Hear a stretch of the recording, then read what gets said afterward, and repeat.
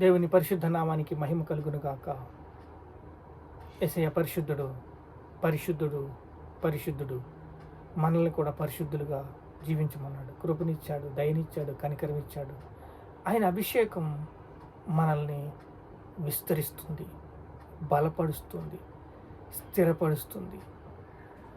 ఆయన అభిషేకంతో నిశ్శబ్దంగా మనం నిరీక్షణలో ముందుకు కొనసాగించాలని దేవుడు మనల్ని ముందుకు నడిపిస్తున్నా ఉన్నాడు. ప్రభువగు యెహోవా ఆత్మ నా మీదకి వచ్చి ఉన్నది, దీనులకి సువార్త మనం ప్రకటించుటకు యెహోవా నన్ను అభిషేకించెను.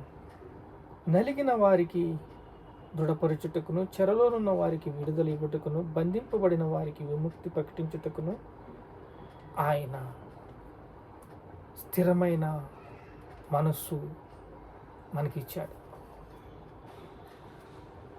జీవించువాడును నేను కాను, ఇంకా నా యందు క్రీస్తే. క్రీస్తుతో మనం జీవిస్తున్నప్పుడు దేశం యొక్క అభివృద్ధిని మనం చూడాలి. నలిగిన వారి యొక్క విరిగి నలిగిన హృదయాల్ని కట్టాలి.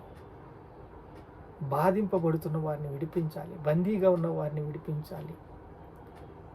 ఎవరు బందీగా ఉన్నారు? ఎవరు బానిసలుగా ఉన్నారు? అప్పుల్లో ఉన్నవారు, ఆటంకాల్లో ఉన్నవారు, రోగాలతో ఉన్నవారు, నిరీక్షణ లేకుండా ఉన్నవారు, వీళ్ళందరికీ ఒక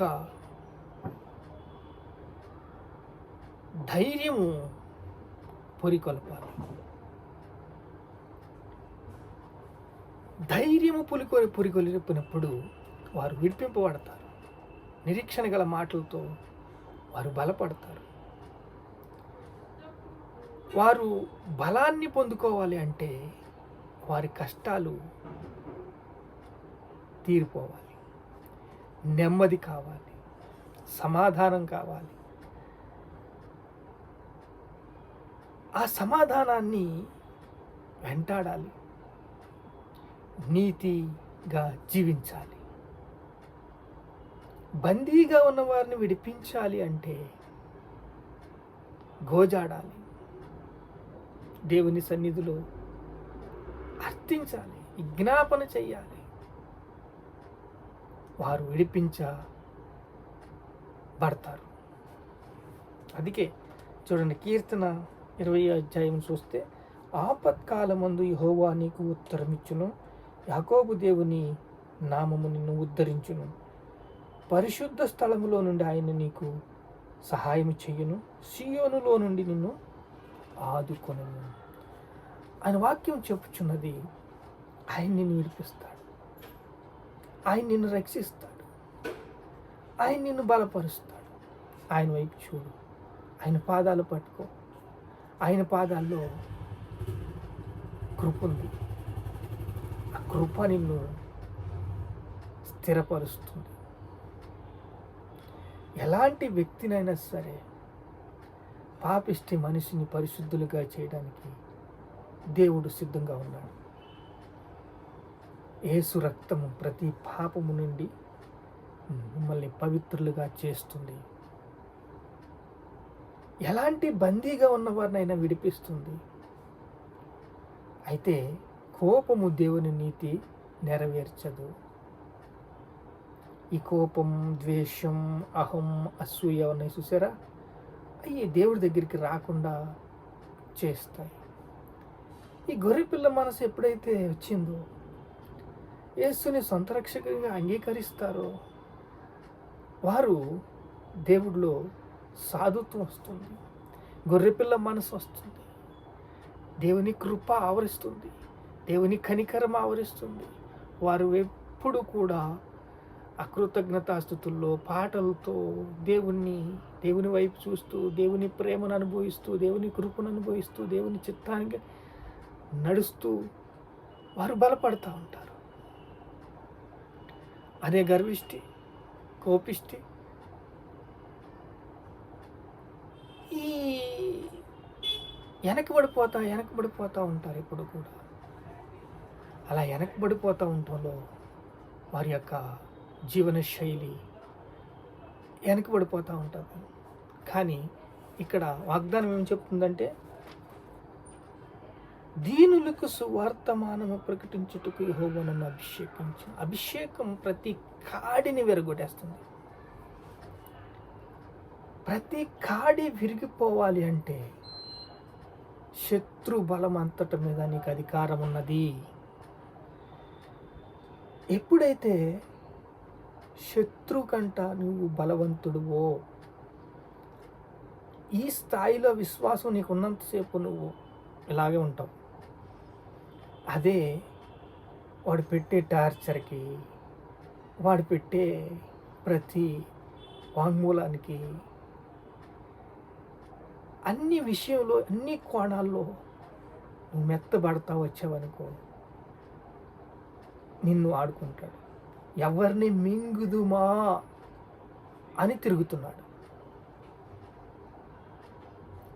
దీనులకు సువార్తమానము ప్రకటించుటకు యెహోవా నన్ను అభిషేకించును.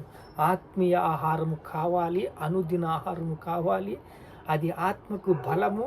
ఆ ఆత్మీయ ఆహారంతో ఒక ఆత్మ జీవితాల్ని కట్టబడుతుంది, సభల్ని కట్టబడుతుంది, సమూహాల్ని కట్టబడుతుంది, రాష్ట్రాల్ని కట్టబడుతుంది, మండలాల్ని కట్టబడుతుంది, జిల్లాల్ని కట్టబడుతుంది. కానీ అపవాది అన్నిటిని కూడా చూడండి, ప్రతి సంఘాలు ఎంతో బలంగా ఉంటాయి.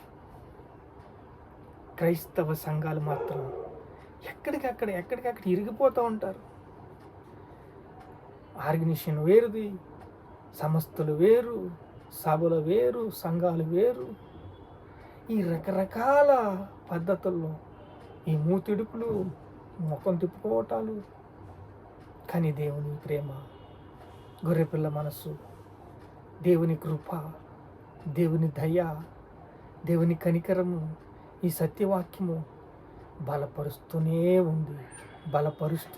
ఆపత్కాలమందు యెహోవా నీకు ఉత్తరమిస్తాడు.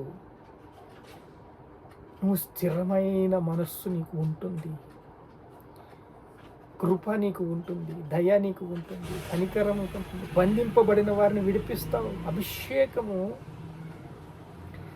బద్దలు చేస్తుంది. మసిబారిపోయిన కుటుంబాలు, ఏ ఆదరణ లేక ఈ మాటే, దేవుని మాటే అది కుటుంబాలను కడుతుంది, రోగుల్ని స్వస్థపరుస్తుంది. ఎన్ని అడ్డంకులు వచ్చినా జీవితం అనేది రోజు ఆటంకాలే, రోజు అడ్డంకులే, రోజు చిక్కులే. విడిపింపబడతావు, విడుదల దొరుకుతుంది. యేసు రక్తము ప్రతి పాపం నుండి నిన్ను విడుదల చేస్తుంది, నిన్ను రక్షిస్తుంది. నువ్వు యేసుని సొంత రక్షకునిగా అంగీకరించలేదా? అంగీకరించు, రక్షణ పొందు, నిత్య జీవానికి నీవు అర్హుడవుతావు. ప్రార్థన చేసుకుందాం. మహాపరిశుద్ధుడైన తండ్రి, నాయనా, యెహోవా అభిషేకము తండ్రి ప్రతి కాడిని విరగొడుతుందయ్యా. కృప, దేవుని ప్రేమ, దేవుని దయ మమ్మల్ని కప్పుతుందయ్యా. తండ్రి, శాంతిని మాకు అనుగ్రహించావు, దేవుని శక్తిని మాకు అనుగ్రహించావు. అనేక మంది విడిపించబడుతున్నారు, రోగులు స్వస్థపడుతున్నారు ప్రభువా. అందరూ అంతటా మారు మనసు పొందుతున్నారు, యేసుని సొంత రక్షకునిగా అంగీకరిస్తున్నారు ప్రభువా. నీ మాటల ద్వారా శక్తి పొందుకుంటున్నారు, నీ మాటల ద్వారా అనుదిన ఆహారము, ఆత్మీయ ఆహారము దొరుకుతుంది. కృపలో వర్ధిల్లింప చేయి తండ్రి. నీకే స్తోత్రాలు, స్తోత్రాలు, స్తోత్రాలు, స్తోత్రాలు. యేసయ్యా, కనికరించు ప్రభువా, కృప చూపు దేవా, రక్షించు దేవా, వెంబడి కృప మాకు దయచేయండి తండ్రి. మీకే స్తుతి, మహిమ, ఘనత, ప్రభావాలు యేసుక్రీస్తు నామములో చెల్లిస్తున్నాం తండ్రి. ఆమేన్.